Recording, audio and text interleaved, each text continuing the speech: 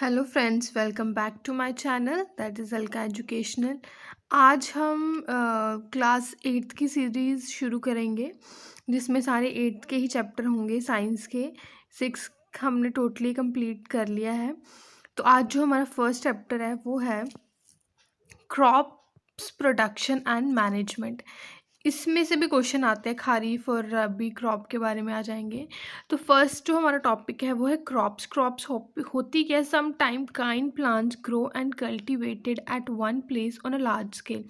कि जब एक ही टाइप की सेम टाइप की क्रॉप को हम ग्रो करेंगे, उसकी कल्टीवेशन करेंगे one place on a large scale, मतलब कि जब हम कोई बड़े एरिया में एक ही टाइप की क्रॉप को लगाएंगे, उसको हम क्या कहेंगे, क्रॉप्स बोलेंगे। ठीक है, एक ही टाइप की हमने प्लांट को ग्रो किया, जैसे वीट है ना, काफ़ी एरिया है हमारा, उसमें हमने क्या किया, लार्ज स्केल का एरिया है, उसमें हमने कौन सी क्रॉप उगा दी, प्लांट, कौन से प्लांट ग्रो कर दिए, वीट के कर दिए या राइस के कर दिए, उसको हम कहेंगे क्रॉप की हमारी क्रॉप है। उसके बाद जो क्रॉप्स हैं वो होती हैं हमारी टू टाइप्स की, kharif crop and rabi crop.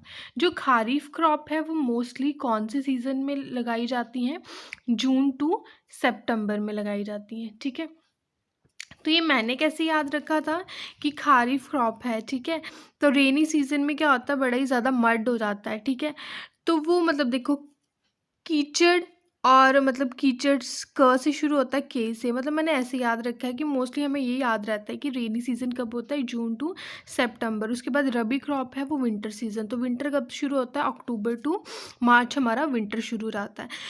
तो ये खारीफ और कुछ रबी क्रॉप्स के बारे में है। अब खारीफ और रबी क्रॉप्स के एग्जांपल्स क्या हो जाएंगे, ये भी आते हैं एमसीक्यूज में, आपको आ जाएगा कि इसमें से पैट मतलब कि खारीफ क्रॉप्स कौन सी है, रबी क्रॉप्स कौन सी है, ऑप्शंस आपको मिक्स करके दे दिए जाएंगे। कहते हैं एग्जांपल्स क्या है, जैसे खारीफ क्रॉप है उसकी याद रख लो कि पैडी होता है, मेज, सोयाबीन, ग्राउंडनट, कॉटन। ठीक है, और रबी क्रॉप की क्या है, wheat, gram, P, mustard and linseed. ठीक है, तो ये याद रखना है कि आपको जो पैडी है, मेज़ है, सोयाबीन है, ग्राउंडनट्स है, कॉटन है ना, ये चीज़ें कब होती हैं, खारीफ। खारीफ मतलब रेनी सीजन में उगाई जाती हैं। और रबी क्रॉप्स कब होती है, अब देखो वीट हो गया, ग्राम, पी, मस्टर्ड एंड लिंसीड्स है, ये कब उगाए जाते हैं, विंटर सीजन में। तो ये कुछ उसके एग्जांपल्स हैं। ये मतलब अच्छी तरह, ये मतलब ये एग्जांपल्स को अच्छी तरह कर लेना। एमसीक्यूज में इनके क्वेश्चन आते हैं, जैसे मिक्सअप कर देंगे कि पैडी, मेज, सोयाबीन, वीट, ये खारीफ क्रॉप है। ठीक है, ये तो है नहीं, वीट तो है नहीं, यहाँ सिंपल आएगा पैडी, मेज, सोयाबीन, ग्राउंडनट, कॉटन, ये है। तो आपको करना है टिक द करेक्ट वन। ठीक है, उसके बाद हमारे पास आ जाएगा कि अब सॉइल की प्रेपरेशन कैसे की जाती है। ठीक है, मतलब कि जब भी कोई क्रॉप उगानी है उससे पहले हम क्या क्या प्रेपरेशंस करेंगे। पहला हमारा पॉइंट है कि सॉइल को प्रिपेयर करेंगे। ऑब्वियस है कि जिस सॉइल में हमने क्रॉप को या प्लांट को उगाना है, उसके लिए पहले सॉइल को अच्छी तरह उसकी प्रेपरेशन की जाएगी। ठीक है, अच्छी तरह उसको मतलब कि सॉइल को अच्छी तरह सॉफ्ट किया जाएगा। उसके बाद क्या होगा, सोइंग की जाएगी, जो भी हमने सीड लगाना है उसको बोया जाएगा। उसके बाद हमने एडिंग मैन्योर एंड फर्टिलाइजर्स। अब देखो सॉइल है, कोई क्रॉप लगाई है, उसको फर्टिलाइजर्स और मैन्योर्स भी चाहिए, वो डाले जाएंगे। उसके बाद इरिगेशन की जाएगी, पानी दिया जाएगा। ठीक है, उसके बाद हमारा आता है प्रोटेक्टिंग फ्रॉम वीड्स। ठीक है, उसको वीड्स से बचाने के लिए हम उसमें कुछ दवाइयाँ डालेंगे। उसके बाद हार्वेस्टिंग की जाएगी। अब देखो जब कुछ भी है, कोई भी क्रॉप हमने हार्वेस्ट कर ली, उसके बाद तो उसको स्टोर भी तो करना है। तो उसके बाद जो लास्ट स्टेप है वो होता है हमारा स्टोरेज। तो ये आपको ये भी सीक्वेंस में आ जाएगा कि करेक्ट मतलब इसका पैटर्न बताओ कि सोइंग, पहले सॉइल को प्रिपेयर किया जाएगा, फिर इरिगेशन की जाएगी, मतलब ऐसे कुछ उसको मतलब करके ना आगे पीछे करके ऑप्शंस दिया जाएगा। हमें करेक्ट सीक्वेंस हमें पता होनी चाहिए कि हमारी करेक्ट सीक्वेंस क्या है, ये आपने याद रख लेनी है और उस करेक्ट सीक्वेंस को आपने टिक कर देना है। उसके बाद है loosening and turning of the soil is called tilling और प्लोइंग। अब प्लोइंग का मतलब क्या होता है कि जब हम क्या करते हैं, सॉइल को लूज़ करते हैं अच्छी तरह। ठीक है, ट्रैक्टर की हेल्प से उसको क्या किया जाता है, पहले पहले तो चलो मतलब कि हल से उसको किया जाता था, अब उसको ट्रैक्टर की हेल्प से क्या किया जाता है, उसकी सॉइल को लूज़ किया जाता है। उसको हम क्या बोलते हैं, टिलिंग बोलते हैं, या हम उसको प्लोइंग बोलते हैं। अब ना जो हमारा नेक्स्ट टॉपिक है वो है कि एडिंग मैन्योर्स एंड फर्टिलाइजर्स, ठीक है। अब इसमें से हमने पढ़ना है कि मैन्योर्स क्या होते हैं, फर्टिलाइजर्स क्या होते हैं। The substance which are added to the soil in the form of nutrients for the healthy growth of plant are called manures and fertiliser. अगर हम चाहते हैं कि हम सॉइल को अच्छी तरह न्यूट्रिएंट्स प्रोवाइड करें, तो उसके लिए सॉइल को मतलब क्या डाला जाता है, उसमें मैन्योर्स और फर्टिलाइजर्स डाले जाते हैं। तो हम पहले कुछ ना फर्टिलाइज़र्स और मैन्योर्स में कुछ डिफरेंस थोड़ा हमें पता चल जाए कि होते क्या। अब फर्टिलाइज़र्स क्या होते हैं, और fertiliser is a inorganic salt. ये क्या होता है, इनऑर्गेनिक सॉल्ट होते हैं, मतलब कि इनऑर्गेनिक सॉल्ट मतलब ये मैन मेड होते हैं, इसको फैक्ट्रीज में प्रिपेयर किया जाता है, ये ऐसी मतलब फर्टिलाइज़र्स होते हैं। और मैन्योर्स क्या होते हैं कि जैसे हमारा कुछ भी जो काऊ का डंग वगैरह बच गया, ह्यूमन वेस्ट है, या प्लांट का कुछ रेजिड्यू बच गया, उसको डीकम्पोजिशन की हेल्प से क्या किया जाता है, उससे हमारे मैन्योर खाद बनाई जाती है, ठीक है। उसके बाद है कि वही फर्टिलाइजर्स हैं, ठीक है, जो फर्टिलाइजर्स हैं प्रिपेयर्ड फैक्ट्रीज में किए जाते हैं, और जो मैन्योर्स हैं उनको फील्ड में ही प्रिपेयर किया जाता है। देखा ही आपने कि जो भी एनिमल वेस्ट है, प्लांट का वेस्ट है, कुछ भी है, उसको मतलब होल सा बना के उसमें डाल दिया जाता है कुछ टाइम के लिए, वो खुद ही डिकम्पोज होके मैन्योर बन जाती है, खाद बन जाती है। अब जो फर्टिलाइजर है do not provide any humus to the soil, ये सॉइल को कोई ह्यूमस प्रोवाइड नहीं करेगी। ह्यूमस क्या होता है कि जब ये प्लांट का वेस्ट ये सब क्या हो जाता है, ऑटोमेटिकली डीकम्पोज होकर एक फर्टिलिटी सी प्रोवाइड कर देते हैं, ठीक है, सॉइल को। तो ये नहीं प्रोवाइड करते फर्टिलाइजर्स, क्योंकि इनमें तो कुछ, ये तो मतलब ये तो मैनमेड चीज़ है ना, इसमें तो कुछ खुद तो डीकम्पोज हो नहीं रहा। अब मैन्योर्स है इसमें कि लॉट ऑफ ह्यूमस प्रोवाइड करेंगे सॉइल में। देखो जैसे एक होल बनाया है, ठीक है, उसमें सारी चीज़ को डंप कर दिया गया है, तो जब करेंगे तो वो सॉइल में क्या होगा, खुद जो माइक्रो ऑर्गेनिजम्स है उसको क्या करेंगे, वो मटेरियल को डीकम्पोज करेंगे, उसकी वजह से सॉइल को क्या मिलेगी, ह्यूमस मिलेगी, ठीक है। उसके बाद क्या आता है कि fertilisers are very rich in plant nutrients like nitrogen, phosphorus and potassium. जो फर्टिलाइजर्स है ना, जो ह्यूमन में जो खाद्य वगैरह है, यूरिया वगैरह, तो ये किस में बड़ी ज़्यादा रिच होती हैं, प्लांट के जो न्यूट्रिएंट्स होते हैं उसमें रिच होती है। जैसे नाइट्रोजन हो गया, फॉस्फोरस हो गया, पोटेशियम, याद रखना कि कौन कौन से न्यूट्रिएंट्स होते हैं, नाइट्रोजन, फॉस्फोरस एंड पोटेशियम। और जो मैन्योर है ना, is relatively less rich in plant nutrients, ये लेस रिच होते हैं, ठीक है।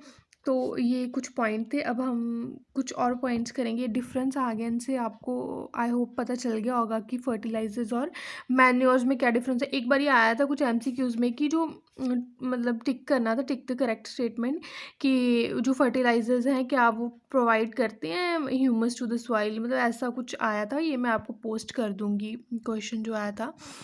ये जैसे कुछ है, कहते हैं फर्टिलाइजर्स आर केमिकल सब्सटेंस, ये तो हमने पढ़ा ही है कि which are rich in the particular nutrients, जैसे कि हमारे हो गया इसके कुछ एग्जांपल्स हैं। Some example of fertilisers, urea हो गया, अमोनिया सल्फेट हो गया, सल्फर फॉस्फेट, पोटैश, ठीक है, ये हमने नाम सुने हैं अपने घरों में। एनपीके, मतलब एनपीके भी पूछ सकते हैं, इसकी फुल फॉर्म क्या है, नाइट्रोजन, फॉस्फोरस एंड पोटेशियम, ये न्यूट्रिएंट्स प्रेजेंट होते हैं, ठीक है।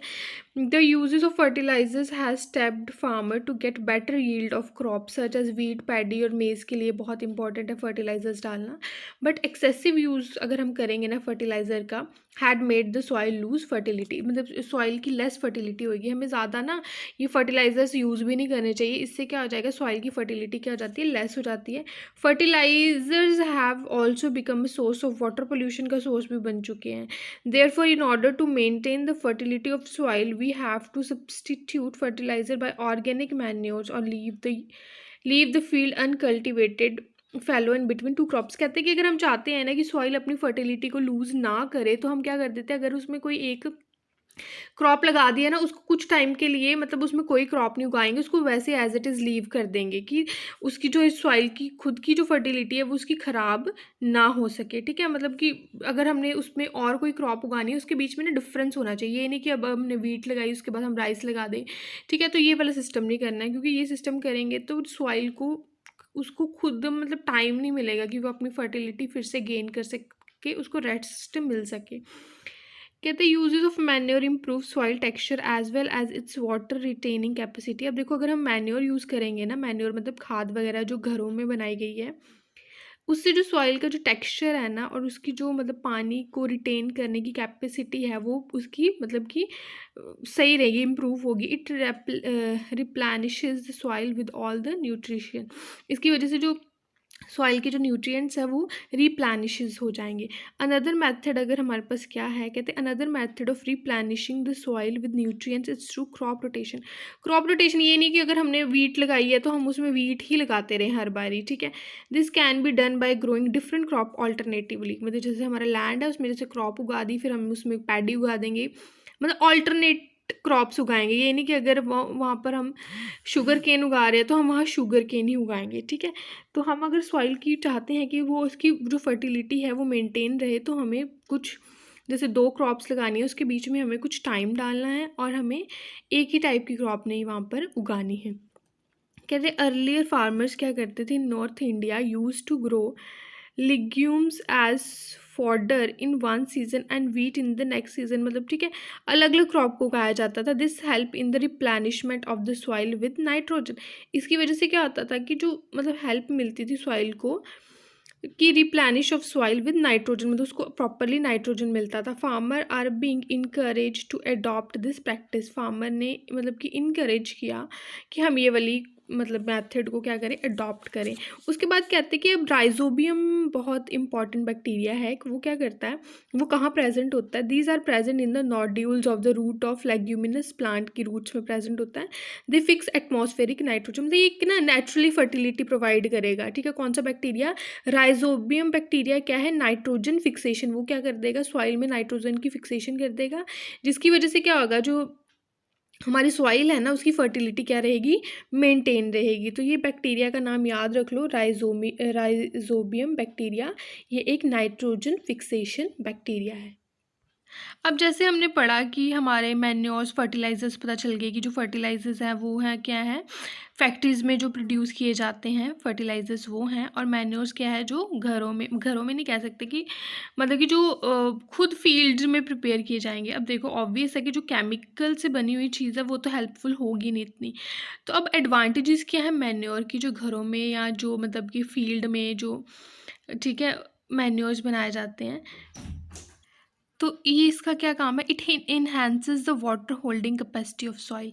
तो ये क्या करेंगे, जो मैन्योर्स हैं ठीक है, जैसे जो गोबर का बनाया जाता है ठीक है उसको सुखा के, तो उन खादों का क्या हेल्पफुल है, वो क्या करेगा कि जो भी हमारी सॉइल है उसकी वाटर की होल्डिंग कैपेसिटी को इन्हांस करेगा, बढ़ाएगा।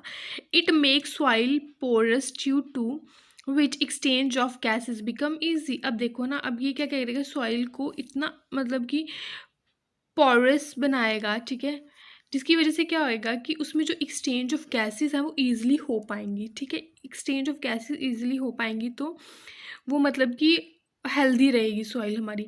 It increases the number of friendly microbes. अब देखो अब हमारी जो सॉइल है उसमें माइक्रोब्स भी तो चाहिए ताकि वो सॉइल को न्यूट्रिएंट्स प्रोवाइड करते रहें, ठीक है। तो ये क्या करेगा, इंक्रीज करेगा, ठीक है। नंबर ऑफ जो फ्रेंडली माइक्रोब्स है ना जो हमारी क्रॉप के लिए हेल्पफुल हैं, उन माइक्रोब्स को क्या करेगा, मतलब कि उन माइक्रोब्स को इंक्रीज़ करेगा उसमें, मतलब सॉइल में, कि वो खुद पैदा हो सके। It improves the texture of the soil, ये सॉइल के टेक्सचर को भी क्या करेगा, इम्प्रूव करेगा, ठीक है। मैन्योर्स क्या करेंगे, हेल्प करेंगे कि जो भी फ्रेंडली माइक्रोब्स है जो हमारे मतलब क्रॉप्स के लिए अच्छे हैं उनको प्रोटेक्ट करेंगे, उनको न्यूट्रिएंट्स देंगे, उन माइक्रोब्स को ज़्यादा से ज़्यादा पैदा करने में हेल्प करेगा। अब जैसे हमें पता है कि हम पानी ठीक है खेतों में इरिगेशन करनी है अगर फील्ड में, तो उसको पानी डालने के अलग अलग मेथड है। हमारे पास होता है एक स्प्रिंकलर मेथड सिस्टम है जिसमें होता है यूज़फुल फॉर। अब देखो स्प्रिंकलर मेथड में क्या है कि पानी को स्प्रिंकल किया जाएगा, ठीक है।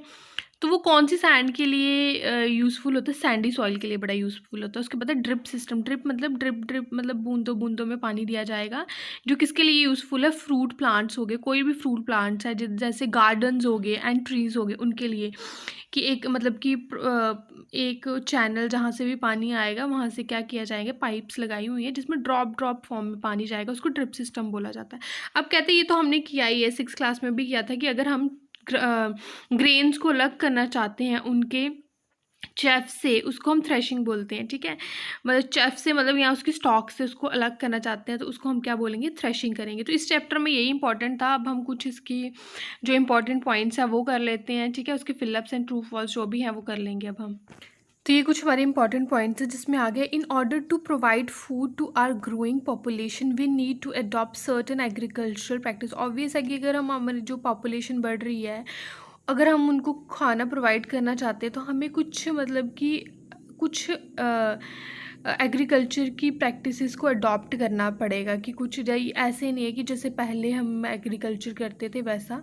अब थोड़ा मतलब कि साइंस भी बढ़ चुकी है ना, डेवलपमेंट हो चुकी है, तो हमें डेवलपमेंट के अकॉर्डिंग कुछ वैसी टेक्निक्स को यूज़ करके हमें क्या करना पड़ेगा, अपनी पॉपुलेशन को, ग्रोइंग पॉपुलेशन को फूड प्रोवाइड करना पड़ेगा। अब कहते हैं same kind of plant grown and cultivated at a place constitute a crop. Obvious है कि अगर हम एक लैंड में एक ही टाइप की प्लांट्स को उगा रहे हैं, कल्टीवेट कर रहे हैं, तो उसको हम क्रॉप का नाम देंगे। कहते हैं इंडियन क्रॉप्स है ना, जो उसको दो टाइप्स में मतलब सीज़न के अकॉर्डिंग उसको क्या किया गया है, divide, rabi and kharif crops. ठीक है, रबी क्रॉप्स मैंने बता दिया आपको कि क्या होती हैं, कि जो आपका विंटर सीजन में होंगी, खारीफ जो आपका रेनी सीजन में होंगी।